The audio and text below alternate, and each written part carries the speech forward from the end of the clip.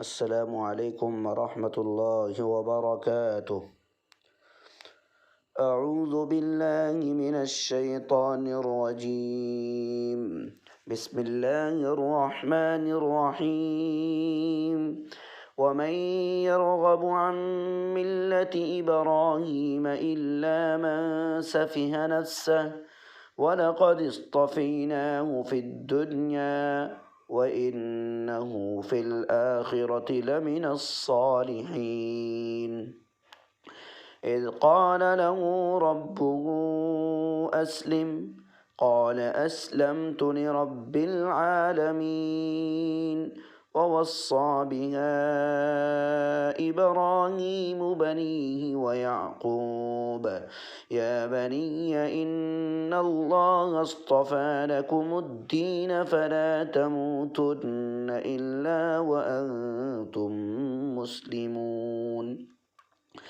أم كنتم شهداء إذ حضر يعقوب الموت إذ قال لبنيه ما تعبدون من بعدي قالوا نعبد إلهك وإله آبائك إبراهيم وإسماعيل وإسحاق إلها واحدا ونحن له مسلمون۔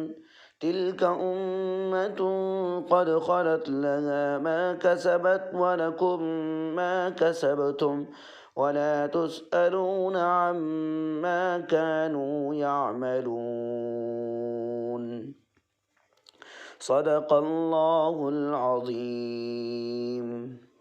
آیت نمبر 30 سے لے کر کے آیت نمبر 130 سے لے کر کے 134 تک تلاوت کی گئی ہے۔ ومن يرغب عن ملة إبراهيم إلا من سفه نفسه ولقد اصطفيناه في الدنيا وإنه في الآخرة لمن الصالحين۔ اور ابراہیم علیہ السلام کے مذہب سے وہی بے رغبت ہو سکتا ہے جو محض بیوقوف ہو، ہم نے تو اس کو دنیا میں بھی چن لیا تھا اور وہ آخرت میں بھی نیک لوگوں میں شمار ہوں گے۔ اذ قال له ربه اسلم قال اسلمت لرب العالمین۔ جب اس کو اس کے رب نے کہا تم فرما بردار ہو جاؤ، ابراہیم علیہ السلام نے کہا میں رب کائنات کا فرما بردار ہوا۔ ووصى بها إبراهيم بنيه ويعقوب يا بني إن الله اصطفى لكم الدين فلا تموتن إلا وأنتم مسلمون۔ ابراہیم علیہ السلام نے بھی اپنے بیٹوں کو اسی کی وصیت کر گئے، اور یعقوب علیہ السلام بھی کہ میرے بیٹو بے شک اللہ تعالیٰ نے تمہارے لیے دین کو پسند فرما لیا ہے، اس لیے اسلام ہی کی حالت میں تمہیں موت آنی چاہیے۔ یہود و نصارہ اور مشرکین عرب تینوں اس کے مخاطب ہیں۔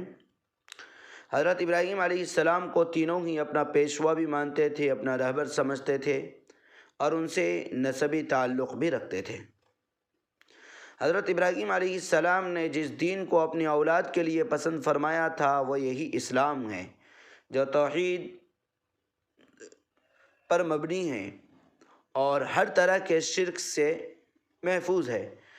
حضرت یعقوب علیہ السلام کی وصیت کا خاص طور پر ذکر فرمایا گیا کہ یہود و نصارہ حضرت یعقوب علیہ السلام ہی کی نسل سے تھے اور اس نسبت کو اپنے لیے باعث افتخار سمجھتے تھے۔ ام کنتم شہداء اذ حضر یعقوب الموت اذ قال لبنيه ما تعبدون من بعدي قالوا نعبد إلهك وإله آبائك إبراهيم وإسماعيل وإسحاق إله واحدا ونحن له مسلمون۔ کیا تم اس وقت موجود تھے جب یعقوب علیہ السلام کا آخری وقت آیا؟ اس وقت یعقوب علیہ السلام نے اپنے بیٹوں سے کہا تم میرے بعد کس کی عبادت کرو گے؟ انہوں نے جواب دیا ہم آپ کے خدا، آپ کے باپ دادا ابراہیم علیہ السلام، اسماعیل علیہ السلام اور اسحاق علیہ السلام کے خدا یعنی ایک ہی خدا کی عبادت کریں گے اور ہم اسی کے فرما بردار رہیں گے۔ یہود کہا کرتے تھے کہ حضرت یعقوب علیہ السلام نے ان کو یہودیت کے بجائے کسی اور مذہب کے اختیار کرنے سے منع فرمایا ہے، اس لیے ہم معذور ہیں۔ اگر ان کی طرف سے یہ ممانعت نہ ہوتی تو ہم ضرور پیغمبر اسلام صلی اللہ علیہ وسلم کی نبوت اور آپ صلی اللہ علیہ وسلم کی لائی ہوئی شریعت پر ایمان لے آتے۔ قرآن مجید نے یہاں اسی پر تنقید کی ہے کہ کیا یہ لوگ حضرت یعقوب علیہ السلام کی وفات کے وقت وہاں موجود تھے؟ حضرت یعقوب علیہ السلام کی نصیحت تو صرف اس قدر تھی کہ ہمیشہ شرک سے بچنا اور توحید پر قائم رہنا، نہ یہ کہ بعد میں آنے والے انبیاء پر ایمان لانے سے انکار کر جانا۔ اس آیت میں بڑی عبرت ہے کہ پیغمبروں کو آخری دم تک اپنی اولاد کے دین و ایمان کی فکر دامنگیر رہتی تھی، نہ کہ زمین جائیداد اور دنیا کے سامان و اسباب۔ لیکن ان یہودیوں نے اور ان عیسائیوں نے اپنی طرف سے خدا بنا لیے تھے، اور مشرکوں کے یہاں تو کئی سارے خدا پائے جاتے تھے، اور پھر یہ اپنے آپ کو دین ابراہیم پر ہونے پر فخر محسوس کرتے تھے۔ تو انہی لوگوں کی یہاں پر تردید کی گئی ہے اور اسی کا جواب دیا گیا ہے۔ تلک امۃ قد خلت لها ما کسبت ولکم ما کسبتم ولا تسألون عما كانوا يعملون۔ یہ لوگ گزر چکے ہیں، ان کے لیے ان کے اعمال ہیں اور تمہارے لیے تمہارے اعمال، اور تم سے ان کے اعمال کے بارے میں نہ پوچھ ہوگی۔